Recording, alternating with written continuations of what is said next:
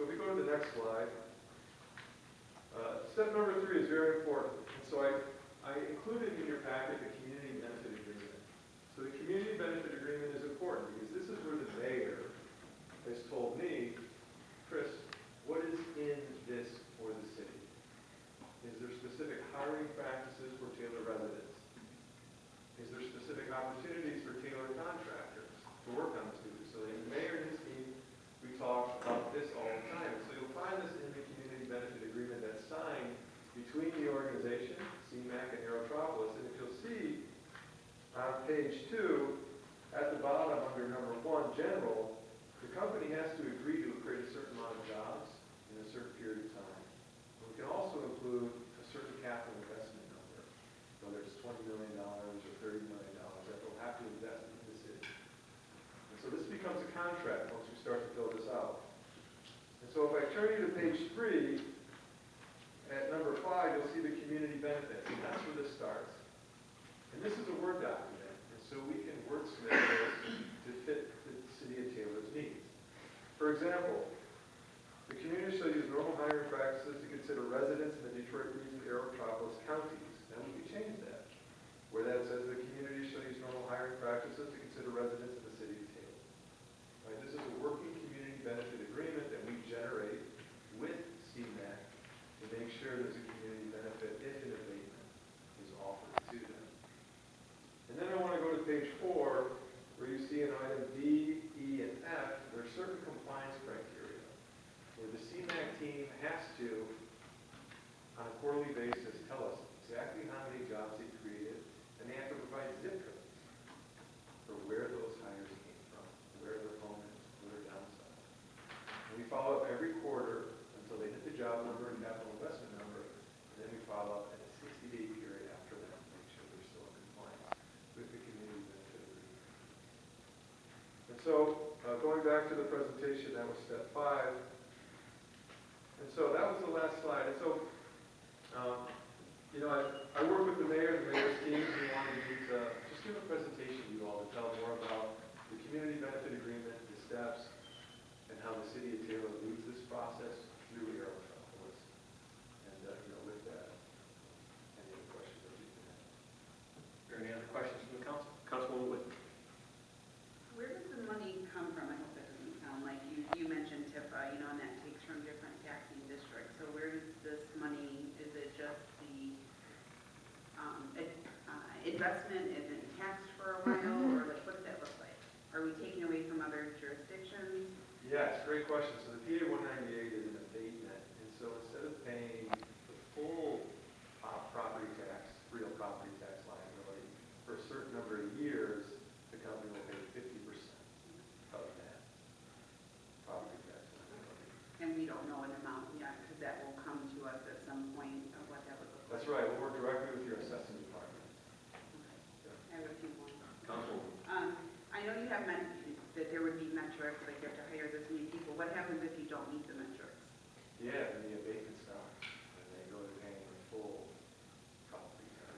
And who monitors that? I think you said they have to report to you. That's right. And then you would report to the city. That's right. And you have other current ones that you are currently monitoring and reporting on? That's right, yeah. So I had mentioned Kroger. They were offered PA 198 out of this process.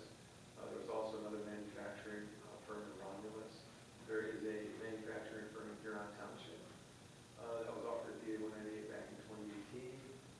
And also another distribution cold storage facility in Romulus that was offered 198. So currently I'm monitoring people on behalf of And thank you for Kroger. I Yeah. use it regularly, so that was a good one. And I guess my thought of going back to the monitoring is I know that we as a city have given some, and and that's not necessarily a question for you, but just what have we been monitoring that, and what is that? Because I know there was, I think, Oakwood. So through the chair, yeah, there's a few there, and going into this conversation, I kind of sparked the same questions, and we are up to date on all that stuff. So it's basically being monitored out of economic development. Okay. If we could maybe get some of the reporting on that would be good, because I think it's been a while since we saw any of that. But and to tonight, we're just approving the presentation. So That is correct. Just first everything will reading. come to us later. This is just, okay, thank you. Councilman? You've already started on the site, you cleared the site? Just, we had to do a little bit of, the site had never been touched, so yeah, there is a little bit of a site removal that's been done. Nothing more than just some tree removal, so. It looked like it was completely clear. Well, yeah, the trees have been removed, yes. And it says you have 32 disabled veterans, Yes. and are they all in Michigan, or are they Yeah. all around this area? Yes, they are here. Most of our workforce, we have over 180 employees, so 32, we have a good percentage of them are disabled veterans. Every day, we are hiring more. We have a plaque in our office. We honor our veterans. Military Month, it's kind of a big deal around our family. And again, that's kind of when my dad and I built our company, that's kind of what we built it on. So I'm hoping that as we continue to edge out jobs, we're continuing to keep our veterans in mind. But yeah, so we could add to that number. But With that being said, we have a very nice Veterans Museum right across the way. I'm aware. And have you been there? I have. You have? Yeah. Have your veterans been there? They have not. My father, I'm thinking my father over here, but I've been through there, and we've been talking with the mayor. We were talking about getting over here, and that would be wonderful if you guys go out to Minnesota. I'd definitely love to have them all. Just call me, we can set it up in the evening if you need to, It'd be great. and bring as many as you can. Yeah, and if you, whatever veteran stuff you have, you see some of my military trailers running around. We have, the only one we don't have yet is a Marines. Nothing against Marines.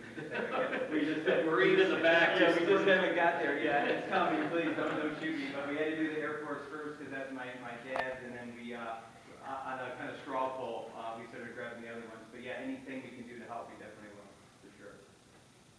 Thank you. Yeah.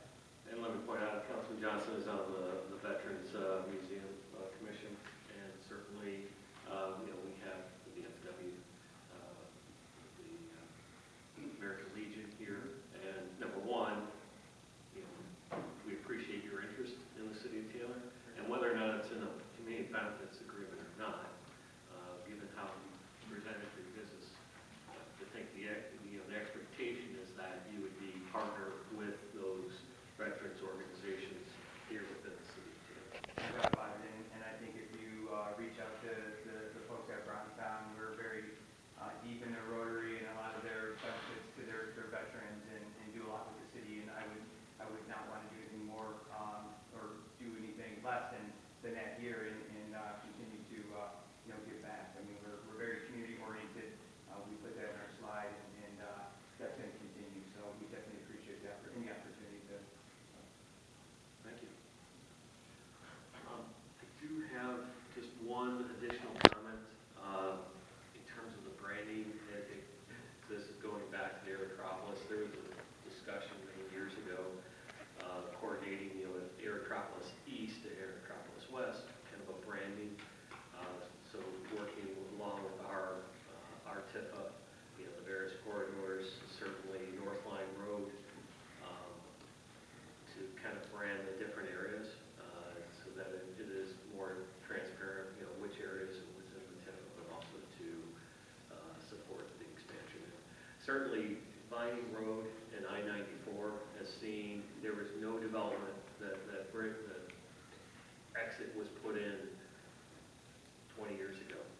And the goal was always to see these types of businesses. So as you're driving down I-94, it's been an absolute explosion in the last few years, really, the 20-year vision for the people that work their tails off in Romulus. So, what we're looking at here, and certainly it's the council's prerogative to say yes or no, but we at least want to make certain that people are welcome to present and present, good plans for us to either approve or deny. And I will add, your city, even though it's not, you brought up next to Romulus and with the airport being here, our studies, again, I have warehouses north of here, south of here, with the new bridge that's being built between us and Canada, companies aren't going north. They're gonna come south. And the main reason is the cost to develop and to build, if you can find space up in the Warren area and in those east side areas, there's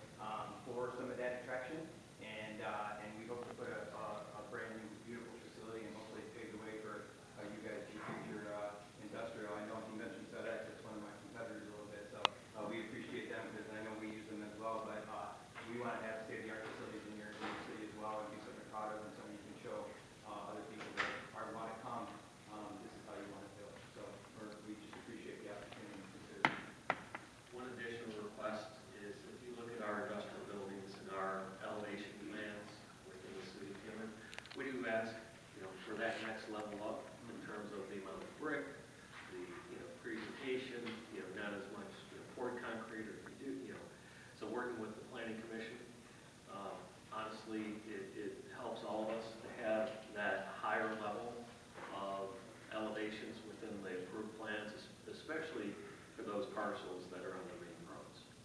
Through the chair, I have